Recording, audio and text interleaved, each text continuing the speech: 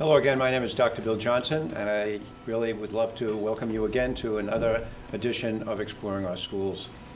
One of the things that I love to do as the superintendent of schools is get involved in the theater program here at Southside High School. And as much as I am able to, I try to get inside some of the heads of the children, our students, and the teachers who are involved in it. So that's where we're going to go today. And I have Debbie Tanklau, who is doing our actually, you're a teacher here at Southside and the director of the fall drama. Yep. I have a person who's in charge, essentially, of all of the stage management, Hannah O'Connor. Thank you very much for joining us. Thank you. And Connor Coniglio, who is, in fact, one of the principals in it. I believe you are Atticus. Okay. So I kind of gave a hint as to where we're going, but I'm going to start with you, Debbie, if you don't mind. Tell us a little bit, what is a fall drama, how we ended up getting it? Okay, we're doing a stage adaptation of To Kill a Mockingbird this year, and which obviously everybody in this school reads in ninth grade. So there's a lot of buzz about it and a lot of excitement about it. In fact, the English department, Mr. Murphy organized it so that the English department is teaching the book earlier in the year so that all of the ninth grade students will have read the book by the time we open. So there's a lot of excitement about it. As I heard somebody in the room say, this is their favorite book that they read, and I think that's true of a lot of people. It's their favorite. Why? What is there about the story that makes it so I compelling? remember seeing it when I was 10 years old. I saw the movie and then I read the book a little bit later. I think it's the characters, first and foremost. Scout and Atticus in particular. Atticus is like everybody's dream dad.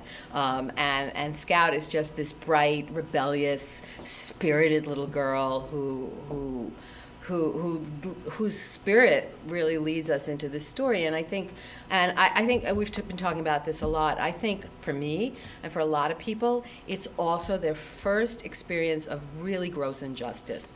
And then hope on top of that. That understanding, that message, that to understand someone, you have to walk around in their shoes.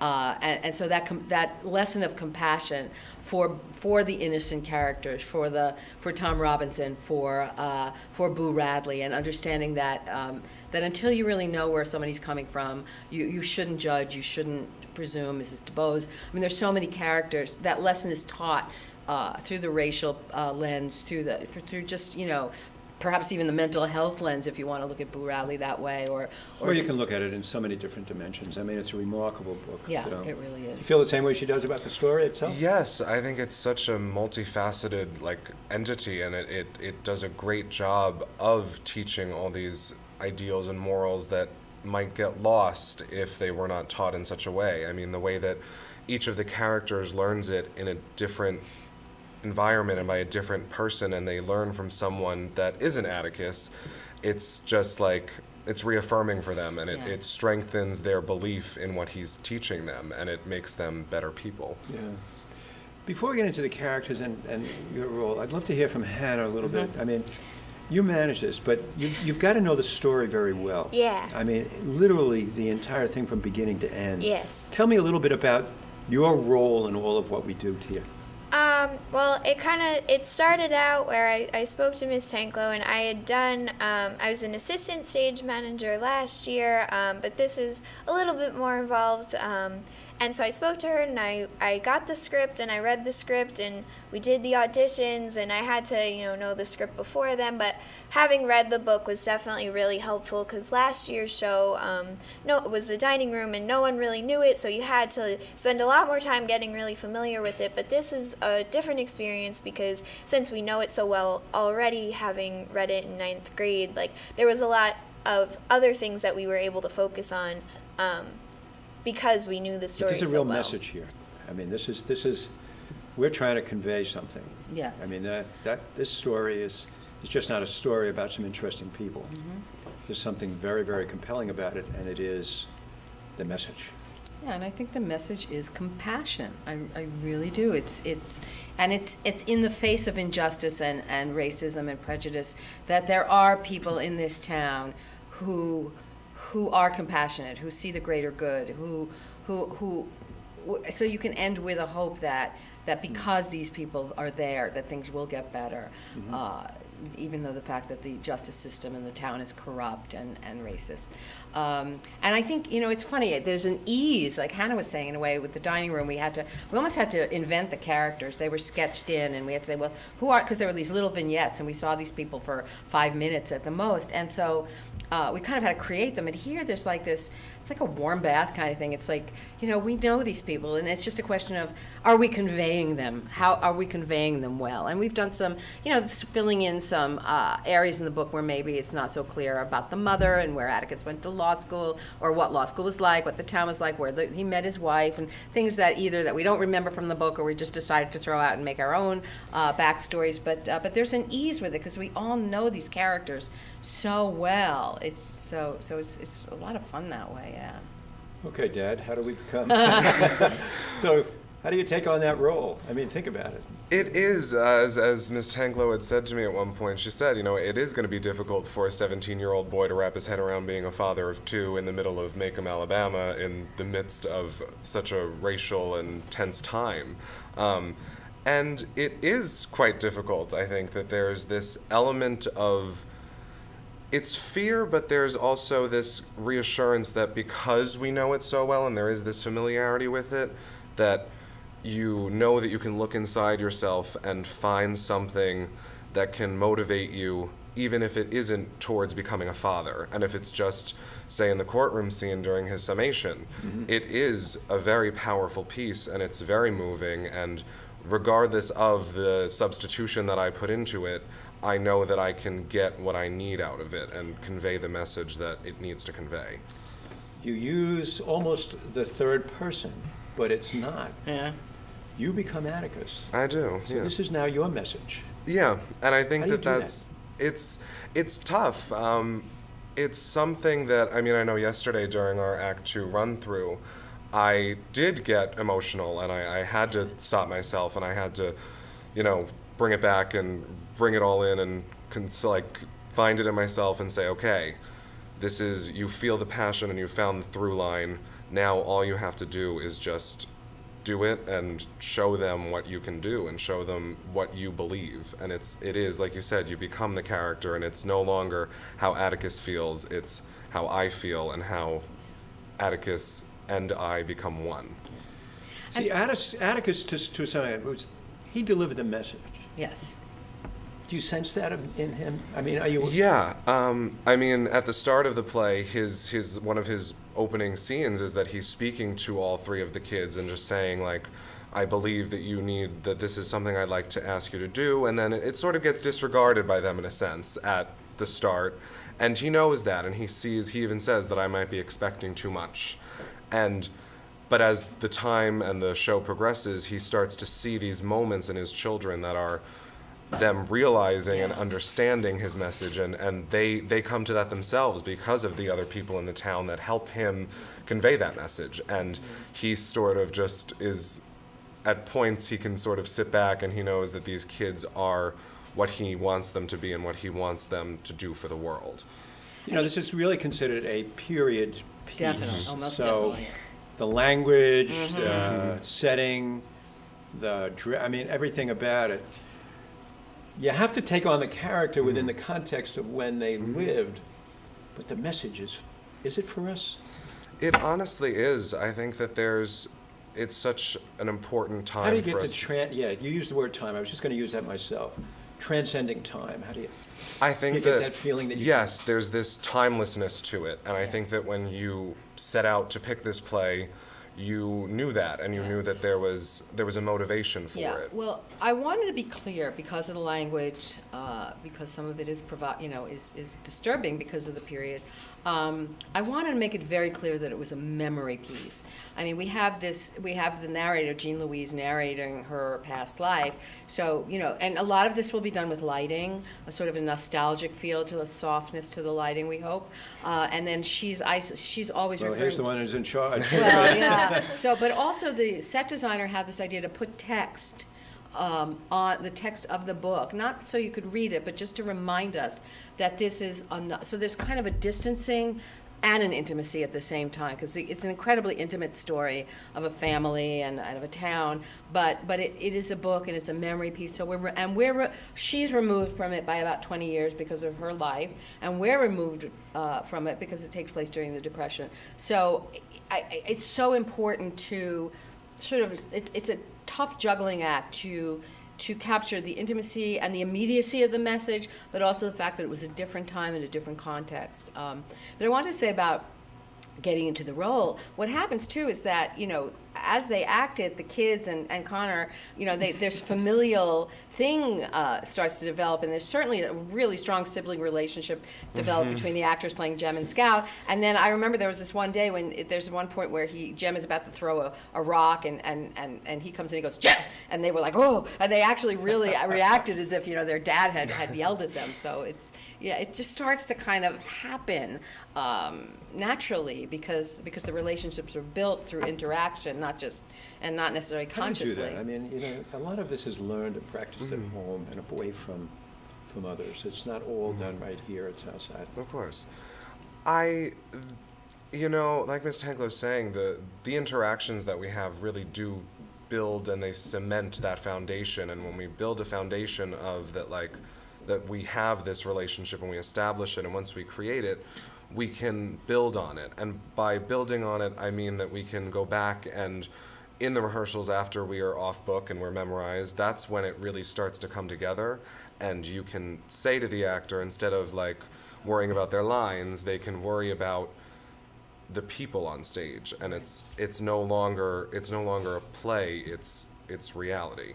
Isn't that interesting how you say that? Because that's essentially, I think, what you were saying. And as a director, that's the dream. Yeah. Oh, absolutely. Absolutely. Right. Well, you're no longer dealing, you're dealing with the reality. I mean, it's as if you're talking to... Absolutely. This is Atticus. Well, we're trying to, it's that suspension of disbelief. We want to make it... We want the audience to be so engaged that they don't, that they fill in. I love abstract sets. I don't like very literal sets, but you start to believe it's the town. I mean, we did this whole thing with the kids playing hide and seek and doing games to just get that feeling of what it's like to just play outside. And you forget that it's a stage. You just, you're hiding behind a tree that's made of, While we're on this stage, how do you just tell me a little bit about? Yeah, talk about this. The role that all of this plays. I mean, it's the background, but it creates a real setting. Yeah, it does, and we definitely had that in mind with a lot of the stuff we were doing. Especially at the beginning, Jean Louise comes on and she doesn't really say anything at first, but she kind of just is walking around and looking at everything, and it really gives you a sense of being her memories of where she grew up, and it opens up the play where you feel immediately okay, now we're here, this is where we are, and you feel the presence of each home and who lives there, and they kind of take on a personality of their own because they're so great, but they'd just be pieces of wood without people living in them. So it definitely what people who are going to be coming to personality. this may not realize is that you're in the audience. She's in charge. Oh yeah, This is listen. right? Honestly, she's been in charge all along. I could not do this without her. She has a better memory than I do. She's very, very organized. Yeah, you got to know the whole and play. And she has command. I mean, she's very good at keeping everybody on point. Cueing them and on. Yes, right. yes. Okay. But once because the stage manager calls the show. She's got the script in front of her. She knows when the lighting cues are. She calls the cues, sound cues, light cues, make sure everybody's in their place. I'm just there. I mean, we're having a matinee on Wednesday, which is an invited audience, and then our shows are Thursday. But after that invited audience, I give my last notes, and it's hers, it's theirs, it's their own. I'd love to just talk a little bit about the both of you just for a moment. Now, we don't always think in terms of the production as having other people so engaged and involved in roles other than those that are on the stage, but really there is a whole crew that's involved. Oh yeah. So, how did you get involved? It's kind of a strange story how I wound up here. I was involved in theater in middle school. I was in ensemble stuff, but freshman year I was like, okay, I'm not doing the fall drama. It's scary. It's all seniors. I'm not doing it. And I didn't want to do student-directed kind of for the same reason. So the spring musical came around. I was like, okay, I like music. I'm going to audition. So I auditioned. I was in the ensemble, and it was great. It was anything goes. It was so much fun. And the same thing kind of happened sophomore year. I decided to do student-directed. I knew the people a little bit better, so I felt a little bit more comfortable. But when the spring musical came around, it was a smaller cast, so the ensemble was smaller, and I was not in it. So I was like, okay, I want to stay involved. I love the people. I love doing theater. So I did props for The Drowsy Chaperone, which was the musical that year, and I loved it. It was so much fun.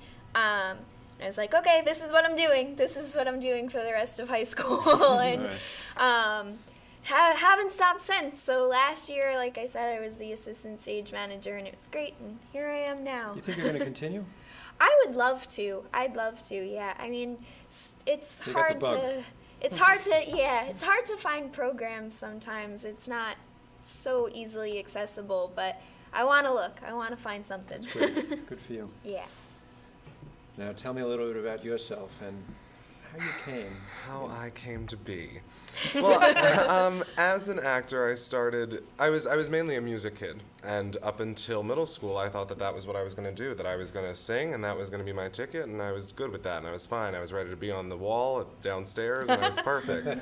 And then the shows happened in middle school, and I had an acting bug, and I was told that I was good at it, and I just sort of kept at it, and then come freshman year, I was cast in the musical as well, and I was given a role, and then from then on, I just kept auditioning, and I was in the shows, and from then, I mean, I've been in all of them except for the freshman fall drama, and it's crazy that, like, especially as a senior, you look back and you wonder, like, how did it happen? Like, why? Like, what, like, all of the different things that had to happen for you to be where you are at this point is crazy. Yeah.